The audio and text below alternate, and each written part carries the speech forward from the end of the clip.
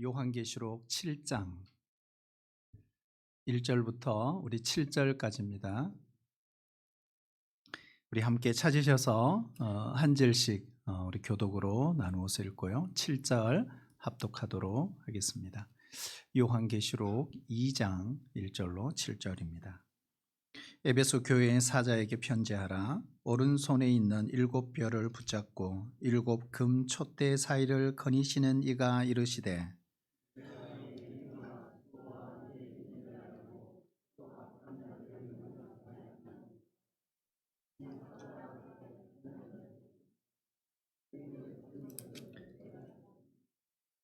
또 네가 참고 내 이름을 위하여 견디고 게으르지 아니한 것을 아노라.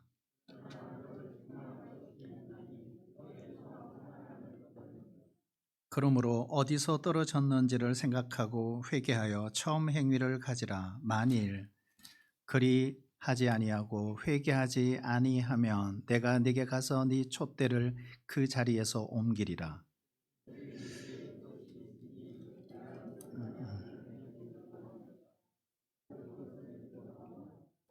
귀 있는 자는 성령이 교회들에게 하시는 말씀을 들을지어다. 이기는 그에게는 내가 하나님의 낙원에 있는 생명나무의 열매를 주어 먹게 하리라. 아멘. 우리 그동안에 열심히 우리 대그룹 예배를 드렸습니다. 그런데 이번 주부터는 소그룹 예배가 시작됩니다. 소모임. 여러분, 우리가 또 순모임을 통해서 하나님께서 우리에게 주시는 은혜들이 많습니다. 여러분 사모하시고 적극적으로 우리 순모임에 참여하시기를 축복합니다. 그런데 무슨 말씀을 준비하면 좋을까 생각하다가 오늘 이 말씀을 준비하게 됐습니다. 한번 따라할까요? 처음 사랑을 회복하라. 처음 사랑을 회복하라. 요한계시록이 기록될 당시 로마가 세계를 지배하고 있었습니다. 이집트, 아시리아, 바벨론, 메데, 파사, 헬라에 이어서 최대의 강국이 바로 로마가 되었던 것입니다. 로마는 300년 동안 기독교를 박해했습니다. 대표적인 박해자가 우리가 잘 아는 네로와 도미티아누스 황제입니다. 이 네로는 로마 시내에 대화재를 일으키고 난 이후에 그 방화범을 기독교인으로 지명하고 누명을 씌웠습니다. 그때 체포되었던 두 사도가 있어요. 바로 베드로와 바울입니다. 그때 이제 순교를 당합니다. 그리고 도미티아누스는 황제를 신으로 숭배하게 했습니다. 그래서 기독교인을 화형시키고 맹수의 밥이 되게 하고 섬으로 유배 가도록 했습니다. 그때 사도 요한이 바로 이 도미티아누스 황제 때 박해를 받고 체포됩니다. 그리고 밤모섬에 유배를 당합니다. 유배당한 그 요한은 성령의 계시를 따라 바로 요한계시록을 기록을 하게 되었습니다. 이 요한계시록에 그 많은 내용이 있지만 사실은 동기는 크게 보면 한 5가지. 왜 요한계시록을 사도 요한에게 주님이 주셨을까? 5가지입니다. 첫 번째는 바로 위로와 격려를 위해 주셨습니다. 고난과 핍박을 받고 있는 초대교회 성도들에게 위로와 소망을 주기 위해 썼습니다. 둘째는 바로 배교자들입니다. 배교자들에게 심판이 있다는 사실을 기록하기 위해서입니다. 핍박이 겁이 나고 사자굴이 두렵고 죽는 것이 무섭고 그래서 예수님을 부인하고 권력 앞에 무릎을 꿇은 그런 배교자들에게 심판이 있음을 경고하기 위해서 기록한 편지가 요한계시록입니다. 세 번째는 힘들고 고통스럽지만 참고 견디라고, 그리고 그 믿음을 버리지 말라고 강조하기 위하여 기록을 했어요. 네 번째는 영원한 하나님의 나라가 준비되어 있다는 것을 강조하고 있습니다. 이 땅의 지상의 왕국은 영원하지 않다. 오래가지 못한다. 그러나 하나님의 나라는 영원하며 그 나라는 영원한 왕국이다. 그 나라에 들어가야 한다는 사실을 강조하기 위해서 요한계시록을 기록을 했던 것입니다. 그리고 마지막 다섯 번째는 예수님이 바로 이 세상을 심판하기 위해서 반드시 오신다는 거예요. 그래서 성도들이여 깨어서 준비하십시오. 그리고 종말에 대한 예언 위하여 기록을 한 것이 요한계시록입니다. 요한계시록의 2장과 3장은 당시에 소아시아에 있는 7교회에게 보낸 편지. 사실 뭐 소아시아에 7교회만 있겠습니까? 여러 교회가 많아요. 그런데 오늘 이 7교회의 표상은 오늘 현대 우리 교회의 모델 표상이 될 수 있다는 사실입니다. 특별히 오늘 본문 말씀에 보면 에베소 교회에 보낸 편지입니다. 에베소 교회. 여러분 에베소 교회 하면 뭐가 생각나시나요? 에베소 교회. 뭐 생각나는 게 있었어요? 아무것도 생각이 안 나시군요. 에베소 교회 하면 뭘까요? 바로 바울의 3차 선교 여행의 열매. 그게 바로 에베소 교회 개척이죠. 그리고 에베소 하면 에베소 교회 하면 또 생각나는 게 또 뭐가 있죠? 바로 폭동. 데메드리오, 은장세계, 폭동. 또 뭐가 생각나죠? 브리스길라와 아굴라.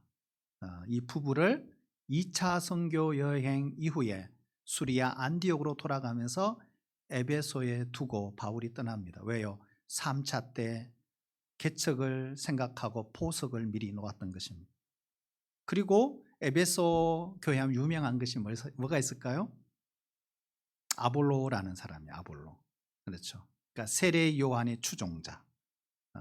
그 당시 많은 세월이 흘렀음에도 불구하고 이 에베소 지역까지 바로 세례 요한의 운동이 영향을 미쳤구나 하는 것. 그리고 당시 에베소 하면요 소아시아의 수도입니다. 그러니까 정치, 경제, 문화, 예술, 교통의 중심지였습니다. 아데미의 여신을 숭배하는 신전이 있었고요. 우리가 잘 아는 로마 황제 숭배하는 신전. 그리고 한 4만 명이 들어갈 수 있는 원형 대형 극장이 있었던 곳. 그리고 에베소는 이렇게 말할 수 있어요. 우상 숭배와 세속 문화가 판을 치는 곳이 에베소였습니다. 이 에베소에 초창기부터 아주 뛰어난 목회자들이 있었어요. 바로 사도 바울, 에베소 교회를 개척했죠. 그리고 당대 최고의 설교가라고 말하는 아볼로도 잠시 있었습니다. 바울의 애제자였던 디모데가 목회를 했던 곳. 그래서 이제 이 교회는 하루가 다르게 급성장을 했어요. 당시 가장 폭발적인 성장을 하는 교회로 이름을 날렸습니다. 바울은 어느 날 로마 감옥에 갇혀서 옥중서신에서 에베소 교회를 생각할 때마다 나는 기쁨이 넘친다 할 정도로 좋은 교회였습니다. 그야말로 요즘 말로 하면 A+ 되는 교회. 그런데 요한계시록이 기록될 이 시기, 바로 바울이 옥중서신을 써서 에베소 교회를 칭찬한 지 25년이라는 세월이 흘렀습니다. 그런데 그 사이에 에베소 교회는 많이 달라져 있었습니다. 주님은 오늘 에베소 교회를 향하여 두 가지를 다루고 있어요. 바로 장점과 단점, 칭찬과 책망을 이야기하십니다. 성도 여러분, 우리도 칭찬을 듣고 책망을 받을 때 겸손한 마음으로 듣고 변화될 수 있기를 축복합니다. 자, 그러면 칭찬은 뭘까요? 우리가 2장 2절, 3절, 6절에 나와 있습니다. 그걸 정리하면 이렇죠. 수고, 인내, 악한 자들을 용납하지 않는 것, 거짓 선지자들의 정체를 드러낸 것, 부지런한 것, 니골라당을 미워한 것 칭찬하고 있습니다. 그러나 책망도 하고 있어요. 4절, 5절입니다. 처음 사랑을 버렸다. 어디서 떨어졌는지 생각하라. 회개하라. 회개하지 아니하면 내가 네게 가서 촛대를 옮겨버리겠다. 정말 준엄하고 추상 같은 말씀이에요. 요즘 말하면 돌직구를 주님이 날리신 겁니다. 자, 그러면 여러분 처음 사랑이 뭘까요? 처음 사랑, 첫사랑 이게 뭘까요? 쉽게 표현하면 이렇게 할 수 있지 않을까요? 두 남자 여자가 서로 만났어요. 그래서 만나는 시간 가는 줄 모르고 있어요. 이게 첫사랑이에요. 헤어져도 금방 또 보고 싶고 또 보고 싶고, 데이트하기 전에는 어떻게 해요? 휘바람을 불며 목욕을 하고 머리를 손질하고 그나마 가장 좋은 옷을 골라 입고 서로 눈만 마주쳐도 가슴이 뛰고 흥분되는 그 시절, 그게 첫사랑이지 않습니까? 여러분 옛날 생각나지 않으세요? 네, 다 잊어버리셨군요. 여러분 회복하시기를 축복합니다. 아멘이다, 아멘. 이처럼 우리가 예수님을 처음 믿을 때도 그래요. 가장 순수했던 처음 믿음, 그게 첫사랑이에요. 네. 예수 이름만 들어도 가슴이 뛰고 가슴이 벅차고 설레고 감격스럽고, 바로 그 믿음이 뭐예요? 처음 사랑이라는. 예수님이 나를 위해 십자가에 돌아가시고 고난받으시고 피 흘리시고 3일 만에 부활하셨다는 이 놀라운 기독교의 진리, 이 복음의 진리를 듣고 어느 순간 그것이 깨달아지고 나의 사건이 되는 순간 예수님을 나의 구주로 영접했을 때 여러분 어땠습니까? 저는 마음이 뜨거웠습니다. 왜 눈물이 그렇게 많이 나오는지, 여러분 코에서 왜 콧물이 그렇게 많이 나오나요? 밤새도록. 그리고 공적인 예배 때마다 눈물 없이는 찬송을 부른 적이 없습니다. 특별히 보혈 찬송을 많이 불렀어요. 내 주의 보혈은 정하고 정하다. 왜냐하면 죄인데 내가 죄 사함 받았다는 그 사실이 깨달아졌을 때 견딜 수 없는 은혜가 있어요. 나의 죄를 씻기는 예수의 피밖에 없네. 샘물과 같은 보혈은 주님의 피로다. 보혈의 죄를 씻으면 정하게 되겠네. 여러분 이런 찬양할 때요, 정말 눈물 없이는 찬송을 할 수가 없었어요. 정말 죄인된 나를 예수가 구원해 주셨다는 그 감동, 그 은혜, 날마다 눈물로 예배를 드렸던 그 처음 사랑, 순수한 믿음. 근데 여러분 문제가 생겼어요. 병에 걸린 거예요. 자, 우리가 병에 걸리면 증상이 나타납니다. 여러분 코로나에 딱 걸리면 증상이 나타나죠. 목이 칼칼하다든지 머리가 띵하다든지. 우리가 감기 걸려도 그렇잖아요. 아프면 증상이 나타납니다. 마찬가지예요. 우리의 이런 처음 사랑이 식어지면 증거가 나타납니다. 그 증상 중에 가장 첫 번째가 뭘까요? 저는 기도 생활이 차가워집니다. 기도를 오래 하지 못해요. 잠깐 해도 지루해요. 부담돼요. 매너리즘에 빠져요. 그리고 말씀에 대한 갈증을 잃어버립니다. 교회 가도 뭐 그다지 기쁘지가 않아요. 정말 주님과 뜨거울 때는 교회 가기만 해도 즐겁고 별 특별한 이유 없어도 교회 가고 싶고 행복했습니다. 교회 음식이 무엇을 먹어도 맛있어요. 그리고 교회 성도들과 어울리는 것이 즐거웠습니다. 때로는 집에 가기 싫을 정도로. 그런데 어느 날 이 사랑이 식기 시작했어요. 그럼 어떻게 될까요? 교회 가는 게 즐겁지 않아요. 예배를 드려도 감동이 없어요. 그냥 졸다가 가는 거예요. 전도에 대한 의욕을 상실해 버립니다. 사역의 기쁨과 열정이 없어집니다. 나에게 상처를 준 그 사람을 용서하지 못합니다. 누군가의 간섭이 싫고 말씀대로 사는 것이 귀찮아 여겨지게 됩니다. 이것뿐일까요? 아닙니다. 사람이 예민해집니다. 건드리게 하면 터지게 돼. 신앙적으로 무덤덤해지고 하나님보다는 사람을 의식하는 일이 많아집니다. 말이 바뀌고 표정이 달라지고 행동이 변합니다.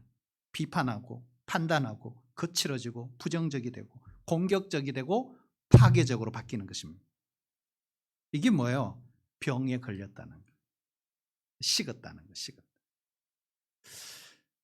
그런데 여러분 처음 사랑을 왜 이렇게 버리게 되었을까? 에베소 교회는 어디서 어째서 버렸는가? 오늘 성경을 생각하라. 근데 에베소 교회의 영적 분위기가 참 중요해요. 여러분 교회는 분위기가 정말 중요합니다. 분위기. 에베소 교회 분위기 어땠을까요? 이랬어요. 요즘 말로 표현하면 법대로 해. 이런 거예요. 원칙대로 해. 따지고. 그러다 보니 처음 사랑을 버려버린 거예요. 처음에 이런 교회가 아니었어요. 여러분 예를 들면 이런 거죠. 우리가 자녀를 키우다 보면 자녀를 야단치고 호통치고 따질 일이 한두 가지가 아니잖아요. 그런데도 다 넘어갑니다. 덮어주고 눈 감아주고 져주고 받아주고 용서하고 잊어버려 주잖아요. 왜 그럴까요?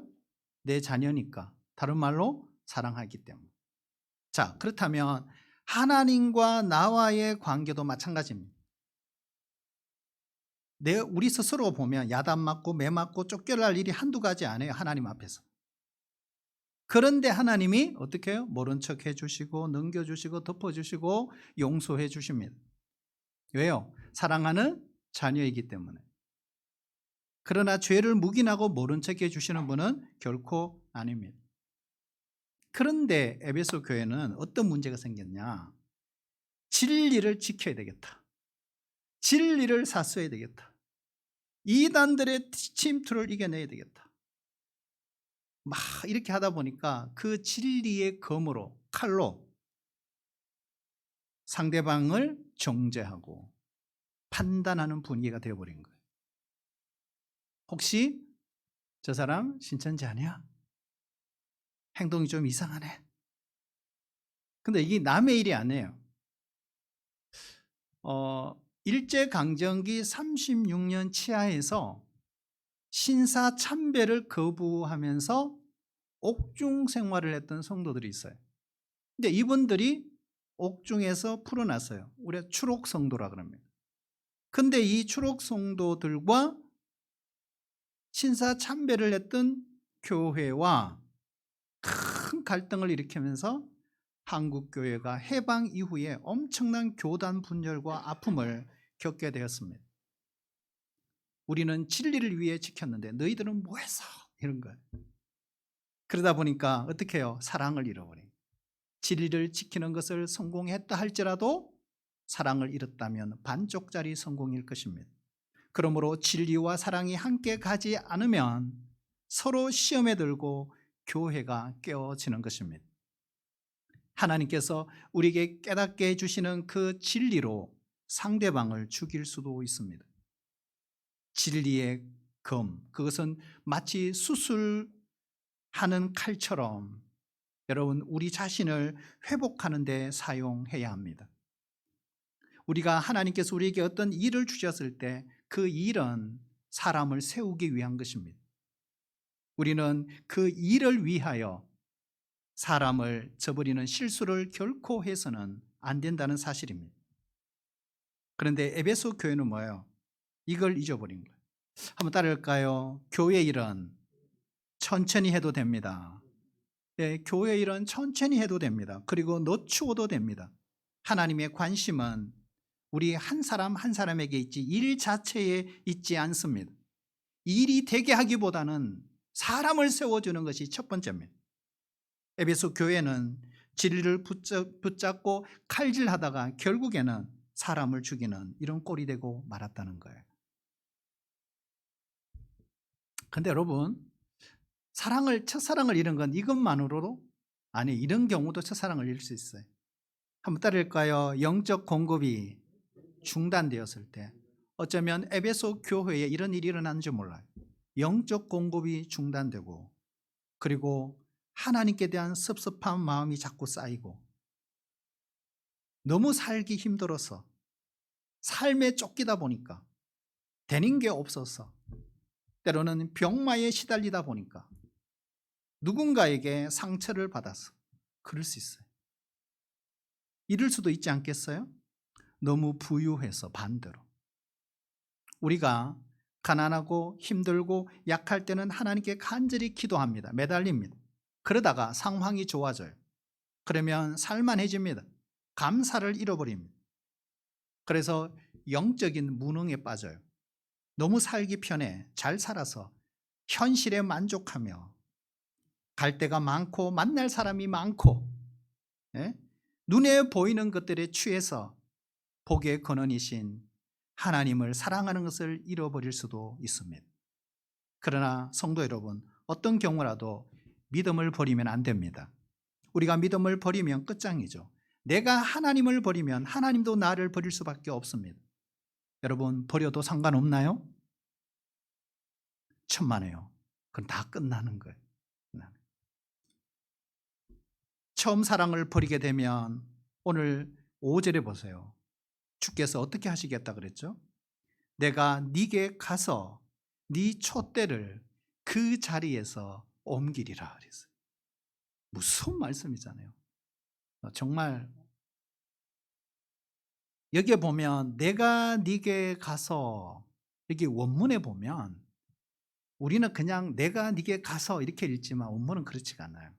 먼 훗날 이 다음에 천천히 내가 그렇게 할까 이런 뜻이 아니에요.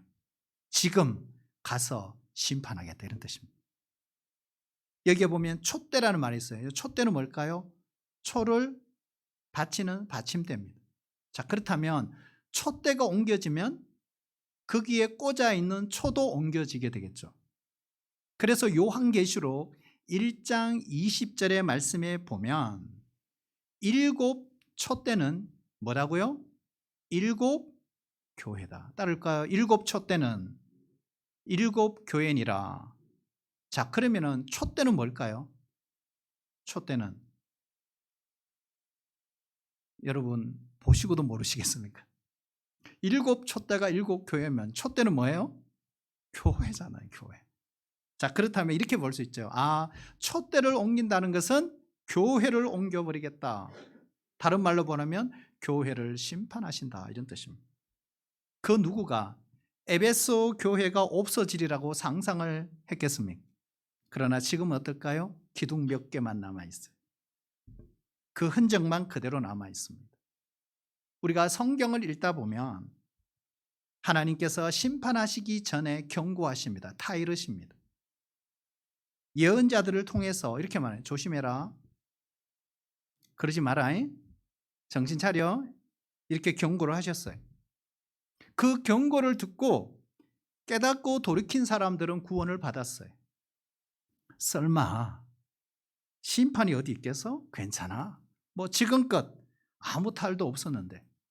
이렇게 무시하고 회개하지 않는 사람들은 심판을 받았습니다. 우리가 요즘 사무엘 상을 묵상하고 있습니다. 어느 날 하나님의 사람이 엘리를 찾아왔어요. 엘리야, 너 그렇게 하면 안 돼.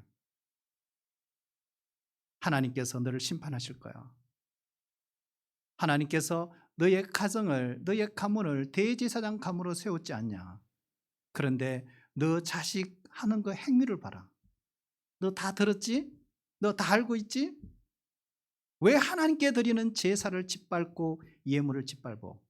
너는 나보다 네 아들들을 더 사랑하는 거야. 그래서 대제사장직 내가 철회하겠어. 정신 차려? 이렇게 했어요. 자, 그런데 여러분, 하나님이 하나님의 사람 선지자를 통해서 경고했어요. 자, 그런데 3장 사무엘상 3장에 넘어가 보시면 사무엘을 통해서 똑같은 예언을 하나님의 사람에게 했던 걸 똑같은 예언을 또 하십니다. 사무엘을 통해 이야기를 해요. 자, 그렇다면 여러분 생각해 봐요. 하나님 뭘 해서요? 경고하셨어요. 그때라도 회개했더라면, 그때라도 돌아왔다면 어떻게 됐을까요? 네? 그래서 하나님은 갑자기 심판하지 않아요. 경고하시면 경고. 다 이러세요. 조심해라. 그렇게 하지 마라. 정신 차려라. 그렇게 하지 않았어요. 여러분, 촛대를 옮기는 일은 지금 현실 교회에서도 일어난 일들입니다. 우리가 잘 아는 종교개혁자 마르틴 루터, 그리고 존 칼빈이 목회했던 교회들, 찰스 스폴전이 목회했던 교회들 다 텅텅 비었습니다. 19세기 불같은 성령 운동을 일으켰던 미국의 동부에 있던 그 수많은 장로교회들, 교인들이 급속도로 지금 줄고 있다고 하잖아요. 많은 교회 건물들이 매매하려고 내놓았다 하지 않습니까? 기독교 역사상 유례를 찾아볼 수 없는 폭발적인 성장을 경험했던 한국 교회도 부흥만큼이나 빠르게 침체되고 있습니다. 젊은이들이 교회를 떠나고 있어요. 교회의 열정이 사라지고 있습니다. 하나님의 인내는 한계가 있습니다. 하나님의 심판은 무서워요. 죄악의 바이러스는 국경이 없잖아요. 감염 속도도 빨라요. 중국 우한에서 시작된 코로나, 지금 많은 통계가 나와 있어요. 불과 4개월 만에 전 세계를 휩쓸었어요. 선진국, 후진국 가리지 않고, 인종도 빈부도 가리지 않고 생명과 재산을 앗아갔습니다. 우리가 여기서 무엇을 깨달아야 할까요? 촛대를 옮기실까 두려운 거예요. 촛대를 옮기실까 겁나는 것입니다. 우리도 정신을 차려야 합니다. 그러려면 어떻게 될까요? 따를까요? 회복해야 합니다. 회복해야 합니다. 자, 5절의 말씀에 보면 어디서 떨어졌는지를 생각하고 이렇게 말씀했어요. 자, 여기에 생각한다는 것은 한 번만 생각하지 말고 왜 떨어졌는지, 어째서 떨어졌는지 계속해서 생각하라, 이런 뜻입니다. 만일 회개하지 아니하면 내가 네게로 직접 가서 촛대를 옮기겠다. 그럼 회개도 내가 하는 것이고 후회도 내가 하는 것입니다. 다른 사람이 대신할 수 없습니다. 회개와 후회는 달라요. 베드로는 예수님을 연거푸 3번이나 모른다고 부인하고 저주하고 맹세까지 했어요. 가룟 유다는 돈을 받고 예수님을 팔았습니다. 둘 다 예수님의 제자였어요. 그런데 죄질을 비교해 보면 두 사람이 거의 비슷해요. 별 차이가 없어요. 차이가 있다면 딱 이건 한 가지 있어요. 유다는 후회했고 베드로는 회개했어요. 후회한 유다는 사도행전 1장에 보면 스스로 목매어 자살했다고 그랬어요. 회개한 베드로는 초대교회의 기둥이 되었다. 어리석은 사람은 후회하고 지혜로운 사람은 회개합니다. 회개하라. 이것은 뉘우쳐라. 후회하라는 것이 아니에요. 돌이켜라. 방향을 바꿔라. 오늘 말씀의 맥락을 보면 처음 사랑으로 돌아가라. 처음 믿음을 되찾으라. 이것이 바로 회개라는 것입니다. 우리 스무나 교회의 목회자였던 폴리캅이라는 분이 계세요. 사도 요한의 제자입니다. 4차 박해자였던 마르쿠스 아우렐리우스, 그 로마 황제 때 체포됩니다. 그리고 신문을 받습니다.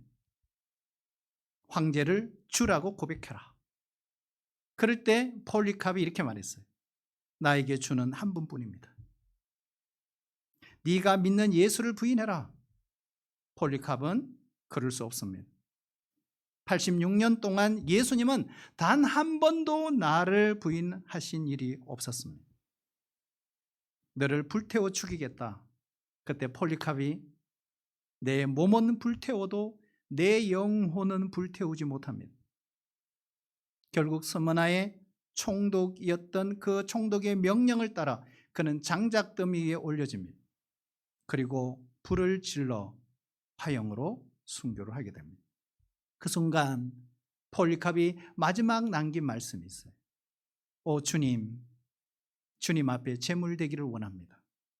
영광을 주께 올려드립니다. 그의 마지막 기도였습니다. 왜 이렇게 미련하게 죽었을까? 사는 길이 있었는데 왜 포기했을까?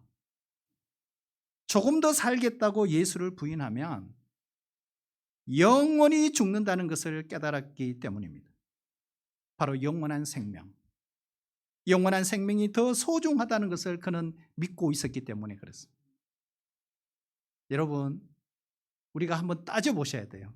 어떻게 해요? 자, 그 순간 예수를 부인하고 몇 년 더 살 수 있을까요? 폴리캅은 영원히 사는 쪽을 선택했습니다. 자, 그렇다면 우리는 어떨까요? 우리 우리는 그런 시대는 아니지만 우리는 그러한 분위기에서 살고 있습니다. 이런 상황을 한번 가정해 볼까요? 어떤 교인이 회사에 취업을 했습니다. 취업하기 위해서 면접 인터뷰가 시작이 됐어요. 면접관이 이렇게 질문해요. 종교가 있습니까? 네, 전 교회 다닙니다. 앞으로도 계속 다닐 겁니까? 글쎄요, 우리 회사는 기독교인을 뽑지 않습니다. 어떻게 하시겠습니까? 그럴 때 이 교인이 이렇게 말했어요. 저는 그냥 들락날락하기 때문에 별 문제가 안 될 것 같습니다. 회사 방침을 따르겠습니다. 취업은 될 수 있겠지만 우리 주님은 이렇게 말할 거예요. 촛대를 옮겨버릴 거예요. 나는 어떻게 해야 할까요? 예수냐 세상이냐 선택해야 될 상황이라면 어떻게 해야 할까요? 예수님이 답을 주고 있어요. 우리 성경 한번 읽어볼까요? 누가복음 12장 8절 9절 우리 같이 읽도록 하겠습니다. 시작. 내가 또한 너희에게 말하노니 누구든지 사람 앞에서 나를 시인하면 하나님의 사자들 앞에서 그를 시인할 것이요 사람 앞에서 나를 부인하면 부인을 당하리라. 아멘. 이 말씀에 보면 여기에 시인한다는 것은 뭘까요? 인정한다라는 뜻입니다. 부인한다는 것은 인정하지 않는다라는 뜻입니다. 우리가 이런 맥락에서 보면 주님을 사랑합니다. 주님을 믿습니다. 이것은 뭘까요? 주님을 인정하고 고백하는 것입니다. 다시 말하면 믿음은 고백으로 드려지는 것입니다. 고백은 얼버무리는 것이 아니라는 것입니다. 나는 예수 믿습니다. 예수님은 나의 구원자입니다. 예수님은 나의 생명입니다. 예수님을 떠날 수 없습니다. 여러분, 이 고백이, 이 결단이 필요합니다. 이 고백과 결단이 결국 처음 사랑을 회복할 수 있게 하는 것입니다. 요즘 우리 한국 교회가요, 축복에 길들여져 있다. 그래서 고난이니 핍박이니 고통이니 시련이니 그러니까 이런 말을 별로 좋아하지 않아요. 그러나 여러분, 성도는 내성을 키우고 야성을 길러야 합니다. 버티고 견뎌야 합니다. 그래야 이길 수 있습니다. 소문난 어느 맛집이 있었어요. 기자가 찾아갔습니다. 식자재 준비하는 그 과정, 요리 만드는 그 모든 과정을 취재한 후에 소문난 맛집의 비결을 물었습니다. 그때 주인의 대답이 간단했어요. 이렇게 대답을 했어요. 이미 우리가 다 알고 있는 대답을. 내 가족, 내 아들과 딸이 먹는 음식을 만든다는 마음으로 그렇게 만들고 있습니다. 부부도 가족도 교회도 처음에서 떠나면 의미도 가치도 없습니다. 진심, 진정성, 처음 사랑, 처음 믿음을 회복할 수 있기를 축복합니다. 회복 후에 하나님 주시는 보상이 있어요. 오늘 7절에 보시면 이런 말씀이 있죠. 이기는 그에게는 내가 하나님의 낙원에 있는 생명나무의 열매를 주어 먹게 하리라. 본래 생명나무는 에덴 동산에 하나님께서 만들어 놓으신 나무였습니다. 그러나 아담과 하와가 타락한 이후에 생명나무의 열매를 따먹지 못하게 하나님이 그 길을 막으셨어요. 그런데 요한계시록에 와보니까 처음 사랑을 회복하면 이 생명나무의 열매를 먹게 해 주시겠다고 약속한 것입니다. 바로 회복의 약속입니다. 우리가 코로나19 때문에요, 많은 통계가 지금 쏟아지고 있는 것 중에 하나가 뭐냐면 미국이 코로나19 때문에 가정폭력이 평소보다 30% 증가했다. 프랑스도 30% 증가하고 중국은 3배가 증가했다. 그런데 놀라운 사실은 우리 한국은 오히려 평소보다 5% 감소됐다는 거예요. 여러분, 우리 민족은 정말 우수한 민족이에요. 여러분, 코로나가 그렇게 기승을 부려도 사재기 안 하잖아요. 마스크 잘 쓰고 다니잖아요. 마스크 해제했는데도 마스크 끼고 예배 드리시잖아요. 제가 마트를 가보니까요, 지난주 금요일 농협에 갔는데 저는 그냥 들어갔거든요. 저 혼자 끼고 있더라고요. 모든 직원들, 그리고 물건을 사러 온 모든 분들이 끼고 있으시더라고요. 그러니까 제가 이상하더라고요. 우리 민족은 좋은 민족입니다. 그렇다고 이 코로나 전국의 마트에서 멱살잡이 하는 민족도 아니에요. 그 사이에 김정은이가 미사일을 그렇게 쏴대도 눈 깜짝 안 하는 민족. 왜 그럴까? 이유가 있지 않을까요? 우리는 어려운 일을 하도 많이 겪어서 내성이 생긴 거예요. 미국, 영국, 프랑스, 이태리, 일본, 어느 나라 국민보다 우리 민족이 잘 참는 것 같아요. 견디고 버티고 이겨낸. 이거는 역사적인 전통을 통한 내공입니다. 36년 일제 강점기, 6.25 전쟁, IMF, 코로나19도 견디고 이겨냈습니다. 그러나 앞으로가 문제입니다. 그동안 우리가 겪었던 고난보다 더 큰 시련이 온다면 어떻게 해야 할까? 그런 일이 없기를 바라고 기도하지만 개인적으로, 교회적으로, 국가적으로 고난이 앞을 가로막는다면 어떻게 해야 될까? 시편 18편 1절 말씀, 제가 정말 좋아하는 말씀입니다. 나의 힘이 되신 여호와여, 내가 주를 사랑하나이다.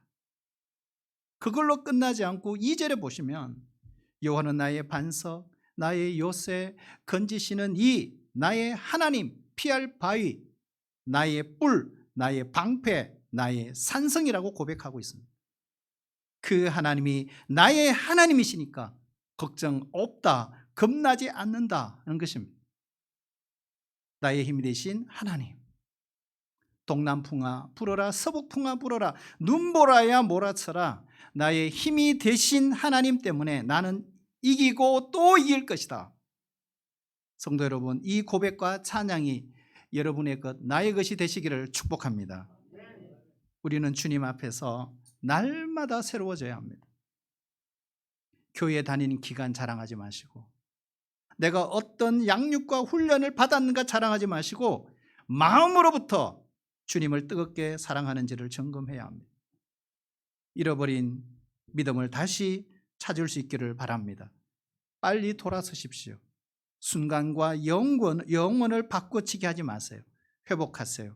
처음 사랑을 끝까지 지키세요. 반드시 처음 사랑이 회복되는 그런 은혜를 우리에게 주시기를 축복합니다. 하나님 아버지, 감사합니다. 우리가 봄을 맞이하듯이 우리의 마음속이 주님의 은혜로 녹고 잃어버린 첫사랑을 지켜내게 하여 주시옵소서. 반드시 처음 사랑 회복시켜 주시옵소서. 예수님의 이름으로 기도하옵나이다. 아멘.